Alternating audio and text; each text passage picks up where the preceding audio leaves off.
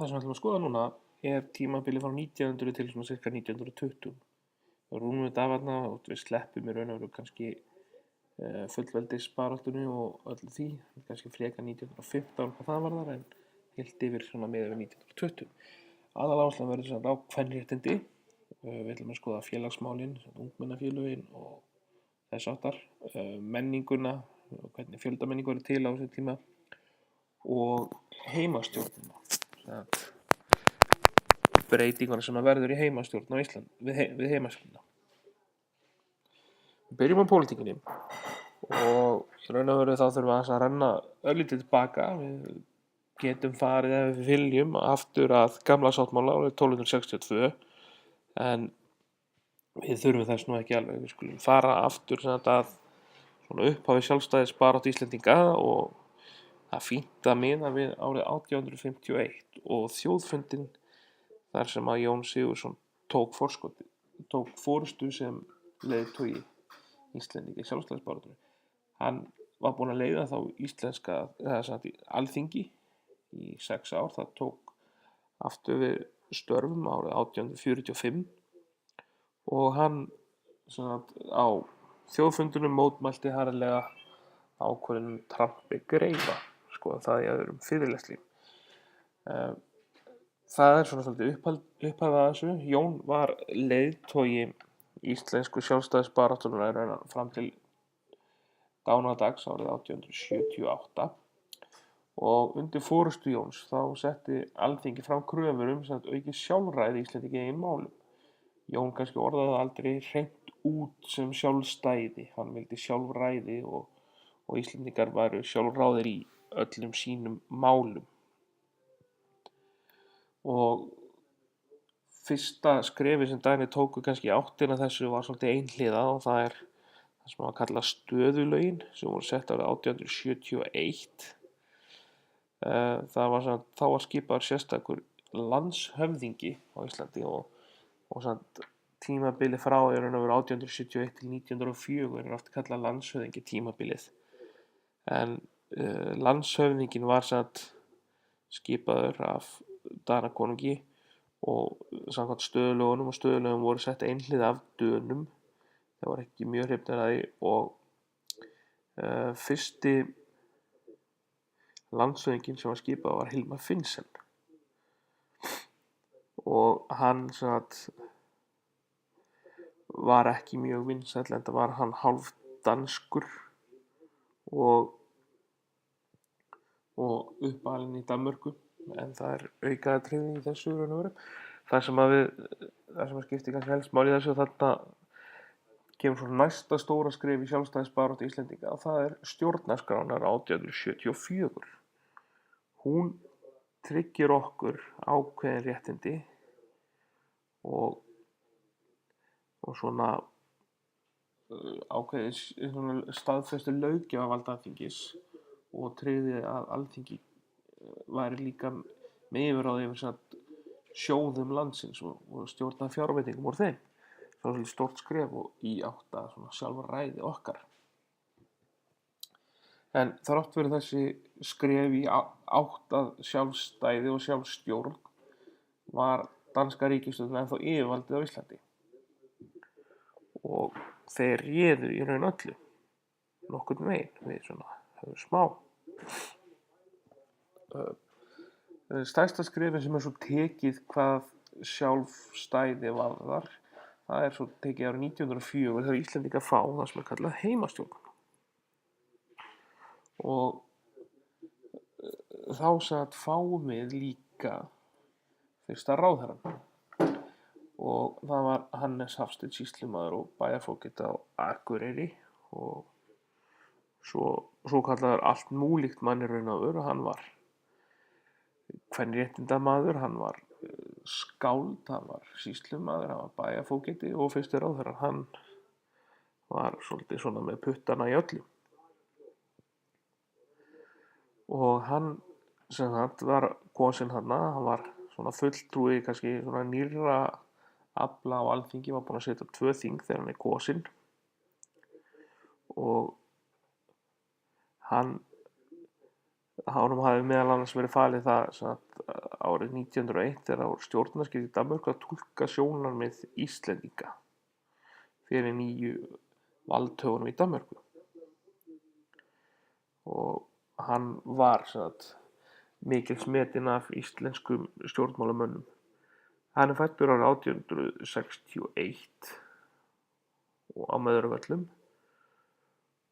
og hann vakti athygli í menntaskóla fyrir góðan árangur í námi og forystuhæfileika og var þá byrjaður að yrkja. Hann var svona þjóðfrægur þegar hann var í Kaupmannahafnarháskóla sem skáld. Hann orti svona ljóð sem að einkenndust af lífsgleði og hamingju og meðal annars eitt sem heitir Eldgamli Karlsberg.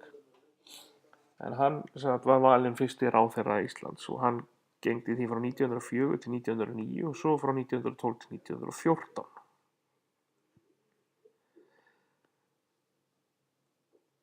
Og tímabilið þarna frá 1904 til 1918 er kallað heimastjórnartíminn. Þarna var markaðsstaðið þegar 1918 fáið fullveldi. Á þessum tíma urðu mjög miklar breytingar á högum allra Íslendinga. Íslensk samfélag breyttist mjög hratt á þessum tíma frá 1900 til 1918 og til marks um það má nefna að á tiltölulega stuttum tíma þá leggjast nánast vesturheimsferðir af þegar Íslendingar flytja af landi brott í leita tækifærum til betra lífs.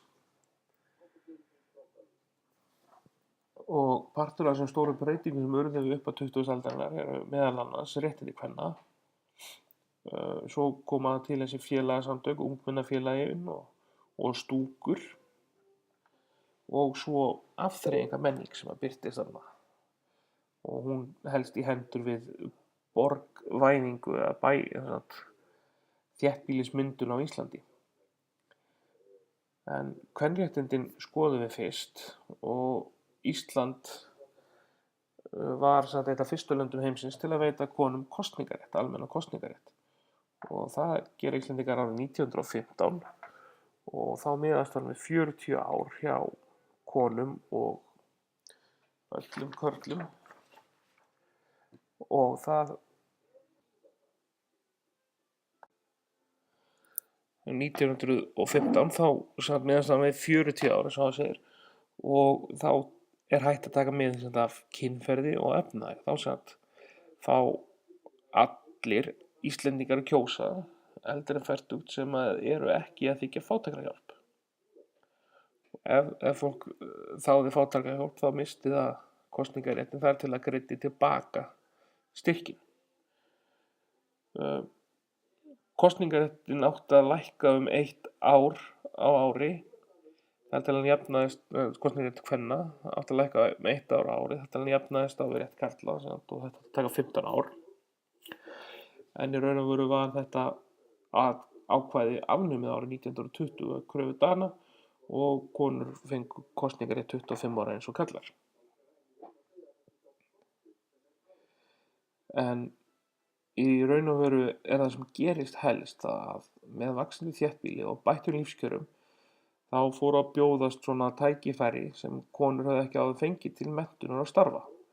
Kona var samt ekki lengur bundin við heimilið sitt og þetta á við sérstaklega í Evrópu og þar fóru svona að sýna áhuga á öðrum málum.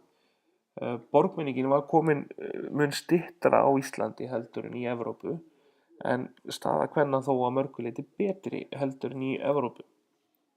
Sem dæmi það var að má nefna að árið 1882 þá fengu ógiftar konur sem réðu búi á Íslandi kosningarétt til sveitarstjórnarkosninga.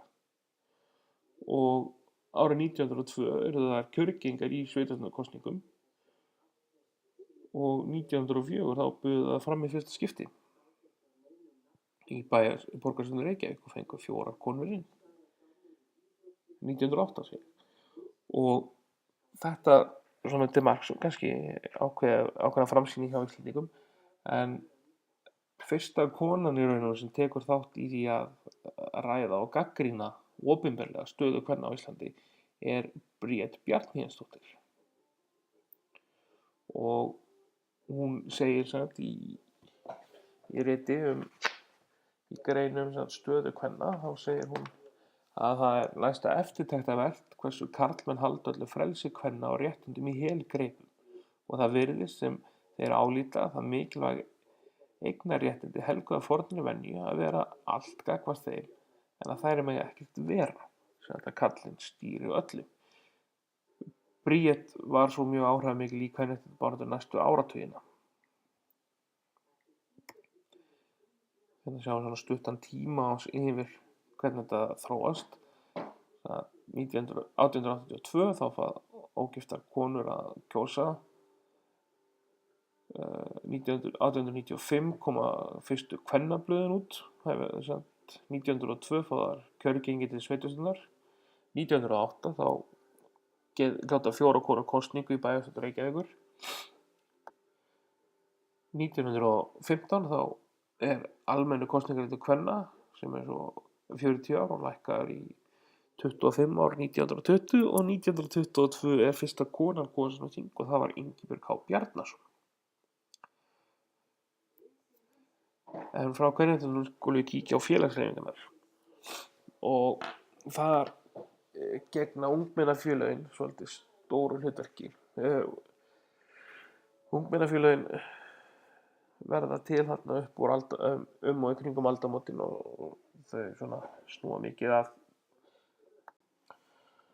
Ungmennafélögin þau eru svolítið svona sprottin af góðtemplarahreyfingunum sem voru svona bindindi sambönd og ungmennafélagshreyfingin sem verður til á Íslandi aldamótin þau lögðu mest áherslu á rækt móðurmálið, bindindismál, skógrækt meðal annars og íþróttir og við náttúrulega þekkjum þetta helst kannski í dag einmitt fyrir þetta tvennt síðastnefnda skógræktina þá meðal annars í Þrastarskógi og svo íþróttirnar og þá ungmennamótin og unglinga landsmót og landsmót ungmennafélaga. Fyrirmyndirnar sóttu til Noregs og Danmerkur og fyrsta ungmennafélag á Íslandi var Ungmennafélag Akureyrar sem var stofnað 1906 og í kjölfarið svo mörg félög víða um land og fjölmennasta félagið var Ungmennafélag Reykjavíkur. 1907 þá er Ungmennafélag Íslands stofnað og 1912 voru félögin orðin 44 ungmennafélögin og rúmlega 2000 félagsmenn. Þarna orðin svona stærstu samtök á landinu ásamt góðtemplurum og stúkunum, bindindisfélögunum. Kvenfélög skutu líka víða á rótum og oft í tengslum við einmitt svona sporgum eða svona forystukonur eins og Bríeti og blöð og dagblöð í tengslum við það og svo náttúrulega kaupfélögin sem voru kannski svona aðeins af öðru meiri.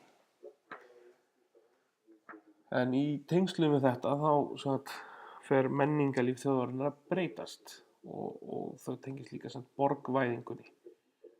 Borgvæðingunni þegar fólk fer að flytja í þorp, lítil þorp og byggðir, Reykjavík og Hafnarfjörð og fleiri staði og þá fer fólk að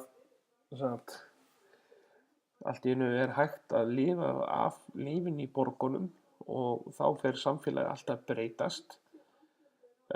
Dagblöð fara að koma út, minjasöfn, þjóðminjasöfn, bókasöfn stofnuð, menningin eykst og baðstofur og kirkjar sem voru aðal samkomustaðir landsmanna öldum saman víkja fyrir þessum svona fjölda samkomum og það sem að tengjast þéttbýlinu og auknu dægradvala menningu og menningarlífið verður mikið stórt og mikið og þar meðal annars leikhúslíf náttúrulega og það leikhúslífið er mjög lifandi í Reykjavík og svo strax 1903 þá eru sýndar fyrstu bíómyndirnar á Íslandi og fljótlega eru svo stofnuð kvikmyndahús sem sýna þá yfirleitt voru þetta bara stuttar samhengislausar bíómyndir þar sem fólk var að dást að tækninni við það að sjá fólk hreyfa sig á skjánum.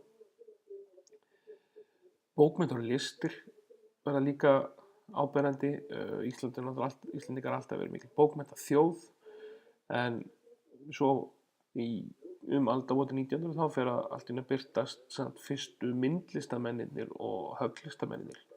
Þannig að koma fram menntaðir listamenn sem að byrja að skapa list og lifa af henni, og höggmynda og málaralist. Bókmyndirnar, eins og sem fyrir sig, alltaf verið sterkar á Íslandi, en eftir fyrri heimsstyrjöld og eftir hana þá fer að kveða við nýjan tón. Þorbergur Þórðarson gaf út bréf til Láru, og svo ungur rithöfundur Halldór Laxness fór að gera sér gott orð. Bækurnar voru þarna að breytast úr því að vera bara afþreying að miklu leyti í það að vera listaverk og þjóðfélagsgagnrýni leið.